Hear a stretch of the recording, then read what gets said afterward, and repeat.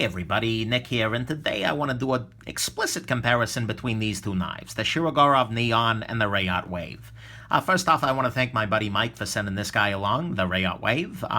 It's a great knife, and I wouldn't have had a chance otherwise, and the NeOn is a part of the Nick Shabazz permanent collection. It's one of my very favorite knives to everyday carry. But the thing is, these two knives, in many ways, fill the same niche. They are small, smooth, and effective folding knives. They're really designed to be really pocketable, functional cutting tools in that smaller range. And this guy right here, the NeOn, is one of my absolute favorite knives to carry because of it. Because it's not huge, because it's got a great action. There's just a lot to love here. But I find myself wondering, okay, would the Reate Wave do the trick? So first off, let's do the obvious size comparison here. The Wave is actually a little bit thicker all around. It's thicker not only in terms of the blade stock, but it's also a thicker body on the knife. This is a little bit thicker in the pocket. It's also very slightly longer on all dimensions. The handle is a little bit longer and the blade is a little bit longer, but only very, very slightly. Basically, the NeOn is a little bit more compact. It's a little more dense. There's a little less air involved than with your Reate Wave here. So there you go. In terms of materials, these two knives are very nearly equivalent. Titanium, M390 steel, M390 steel, although many of your NeOns are an S90V, which is just another steel, both, which is also high-end. But let's look at the advantages and disadvantages of each of these guys. So the Wave has some serious advantages.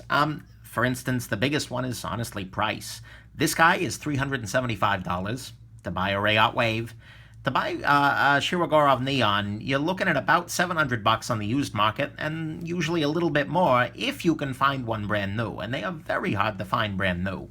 And so that's a huge advantage. This guy is half the price of this guy, and let's face it, even $375 is a lot of money to spend on a pocket knife. You got to be a special kind of crazy to buy and carry something in the 700s, and I say that as somebody who is a special kind of crazy. But that's a huge, huge thing. That's a huge advantage in terms of price. Another thing that Reate's got going for it is that the supply chain is a lot more readily, real. You can get support, and you can contact somebody if you buy this through a retailer. Whereas if you buy a NeOn used on a forum someplace, there's not really anywhere to go for support. You can contact the Shirogorovs, but my impression is there's not a whole lot of English spoken. So, you could get a part, for instance, for the Reate, and it's going to be a little harder to do that for the Shirogorov.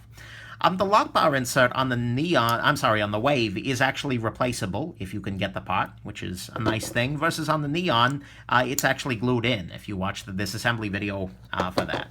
The disassembly is, speaking of which, is a lot easier for the Wave because there are not loose bearings. Inside the Shirogorov NeOn, they've got what's called the MRBS, multi-row bearing system, where they got a bunch of loose bearings in there.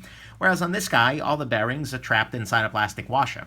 So you can take this guy apart in the back of a truck, no problem. But the NeOn requires a little bit more care. So, got to keep that in mind. I do actually prefer slightly the clip on the Reate Wave here, just because it's not quite as stiff. The clip on the NeOn is very, very stiff and can be hard to get into your pocket. It's wearing in a little bit more, and it's becoming less of an issue, but still. Although I think the clip for the NeOn is more attractive, the Wave is a slightly more effective clip. And then the big one, really, aside from price, is availability. Right now, you can get a Reate Wave shipped to your door. Go to some random website, and order a Reate Wave, and it'll show up. This guy, generally, you either pay a lot of money to some retailer that's holding on to one and really shafting you on the price, or you have to hang around the forums and wait for one to pop up. Usually it takes about 2 weeks, is what I'm hearing off of people who start looking for a NeOn, and then 2 weeks later they post, I got my NeOn. So, that's a big advantage, is you can have one of these in the next couple of days. Whereas with this guy, you may have to wait. So, there you go. This guy's got price, it's got a better supply chain, got much better availability. It's easier to disassemble, easier to replace the insert, and the clip is a little bit better. Let's look at the advantages of the NeOn. The NeOn's got some advantages. The first couple of them are more aesthetic and personal. I do prefer the blade of the NeOn to the Reate. I don't like the huge amount of blade, the drop and the point here on the Reate. It just doesn't bring me joy aesthetically. I'm also not a big fan of the inlays on the Reate. I'm sorry, on the Reate. I think these are really ugly, and the fact that it's missing on the neon is a beautiful thing. The lanyard loop on this guy is much better. You can see that it's kind of built into the backspacer here, but it's in a very subtle way. And so you've got a lanyard hole if you absolutely feel you need a lanyard hole, but if you don't, it doesn't really matter, as opposed to on the Reate where you've got this ugly vestigial lanyard hole sitting around on the back there. Ugh, not a big fan of that. The neon is, on the whole, a little bit more subtle. Because of the inlay pattern, the wave has got a little bit more in the way of bling to it. And it's also a little bit bigger, not in terms of blade length necessarily, but just in terms of overall size. So the neon is just a little bit more small and subtle. The neon is thinner in the pocket, as I mentioned earlier, just basically on all dimensions. Another nice thing that the neon's got going for it is that the flipper tab is a lot smaller. The flipper tab on the neon is more subtle and is a lot nicer to anything else that you've got sitting around in your pocket. If you carry your knife in the same pocket as other things, this flipper tab is constantly going to be bouncing up against those things. This is a bigger tab, and so that's a little bit annoying at times. The neon is slightly lighter in weight, not by very much. Let's just be real here. Let me do the measurement real quick. Looking at 3.2 ounces versus 3.6 ounces. Again, not a huge difference, but it is a little lighter, and it feels a lot denser in the hand because of how much smaller it is. It is a better slicer because the blade is a little bit thinner, but not by all that much. It's not a huge deal there. The machining on this guy is nicer. I'll say that 100%, and the details are a little bit more there. I've got some fit and finish issues with the Reate Wave. I really don't with the neon here. It's just, it is really, really, really well done in terms of your machining overall. And then finally, the action on the neon is better, honestly, by a mile on both sides. The detent is a lot better, and the closing is a lot better relative to your Reate Wave, which has a very good action, don't get me wrong, but it's just not as excellent as it is in the neon. This is one of the best actions I've dealt with, period, and this is toward the top end of production, maybe even one of the best production actions out there, but it doesn't compare in terms of action. So what's the final conclusion here?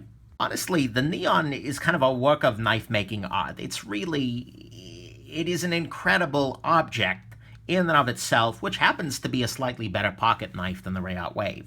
But the thing is, the Wave is a solid 85% of the neon in terms of quality, in terms of usability, in terms of all of that. But it's going for 53% of the price, and that's pretty damn good. If you can get 83% of the goodness for 53% of the price, you're coming out ahead there. But the thing is, at the end of the day, if somebody broke into my house, stole my neon, and left behind a Wave, Reate Wave, and $350, I'd still be pretty pissed off. Because even though I'd be making $25 in the process, I would probably end up selling the Wave and buying another neon. That said, the difference between these two is largely hedonic adaptation. I'll try and link that video below, but the fact that I am a gigantic knife nerd with these incredibly high standards for a high-end pocket knife means that I give a damn about things that most people in the world do not. And so, for me, there are a lot of advantages for the neon that kind of disappear if you're just after a regularly good pocket knife. And the things that matter for me here in the neon matter mostly because I'm insane. Let's be real here. So I guess the final conclusion is that if you're a knife nerd who badly wants a Shirogorov NeOn, you're probably going to end up buying a Shirogorov NeOn sooner or later. Let's just be real here. And at that point, it's kind of a buy once, cry once sort of affair. Just save up, keep saving, get the additional 3, and do the neon, and you're going to love it.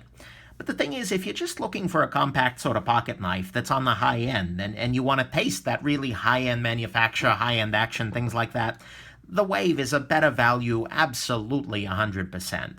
And so, I mean, like I said, here you've got 85% of the quality for 53% of the cost, and that's a heck of a deal. So, for me, the neon is still the clear winner, and I got no temptation to downgrade to the Wave, but it's not that much of a downgrade, and if you don't have this in mind, then do this, 100%. You got to be a little crazy to end up down here. So, hope this was interesting to you, and have yourselves an absolutely wonderful rest of your day.